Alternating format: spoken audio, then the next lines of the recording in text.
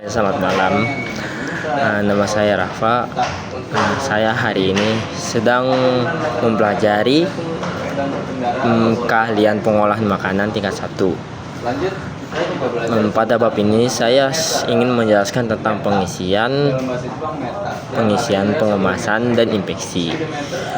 Pengisian adalah menyortir dan mensterilisasikan sesuatu benda yang digunakan untuk membuat makanan seperti wadah dan lain-lain. Setelah disterilin atau dibersihkan wadahnya, lanjut dikemas. Kemasannya itu tidak boleh robek atau bolong-bolong gitu, karena bisa menimbulkan angin masuk dan membuat makanannya jadi tidak enak, atau bisa jadi masuknya bakteri. Dan selanjutnya adalah botol dan tutup botol itu harus disterilkan juga, karena tutup botol dan botolnya itu harus bersih dan tidak kotor. Terus kita lanjut ke mulut botol, karena mulut botol itu penting, karena ketika digunakan pada produk minuman, karena mulut botol tuh langsung mulutnya itu langsung ke mulut gitu, jadi nggak bisa mencegahnya. Setelah itu kita lanjut menjelaskan tentang mesin deteksi logam. Mesin deteksi logam adalah digunakan untuk mencari benda-benda asing yang ada di produk makanan atau di produk-produk makanan seperti ikan, daging, dan lain-lain. Kalau di ikan dan lain-lain. Terus kalau misalnya mesin pendeteksi logam ini digunakan ketika misalnya ada tahu yang di dalamnya itu ada paku, itu bisa dideteksi oleh logam ini. Karena kalau misalnya nggak bisa dideteksi dengan logam ini, di tahu di dalam pakunya itu tidak bisa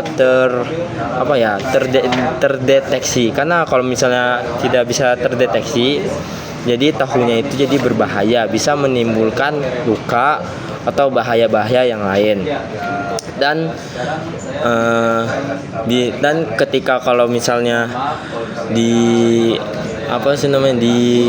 tahunya itu udah dibeli oleh orang lain, terus kan ketahuan tuh, maka yang pengemasan atau jadwal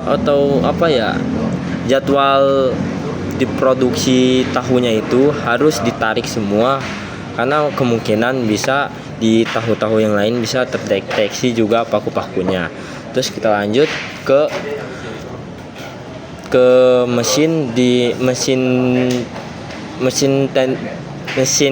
deteksi X. Mesin ini digunakan untuk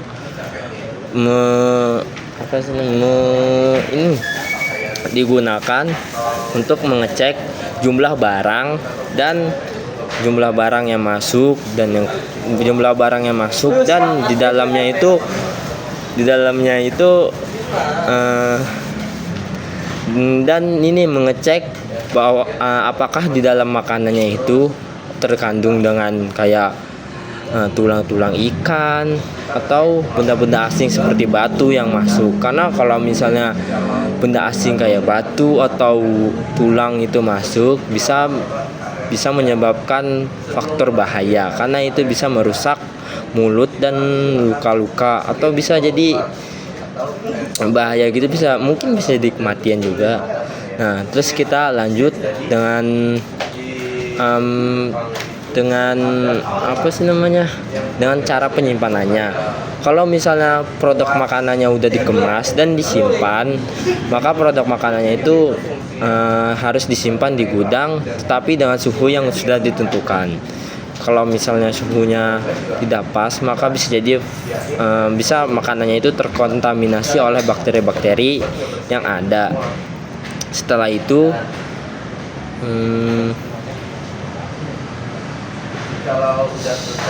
setelah dikemas. Dan itu kalau misalnya ada sesuatu makan apa sih namanya, produk makanan yang bikin apa ya, misalnya ada satu orang yang beli makanan dan makanannya itu di dalamnya misalnya ada sesuatu makanan yang berbahaya, berbahaya, maka ketika makanannya itu dibeli oleh orang lain terus orang lainnya kena, maka makanannya itu harus ditarik semua peredarannya oleh perusahaan yang menyebabkan orang itu terluka.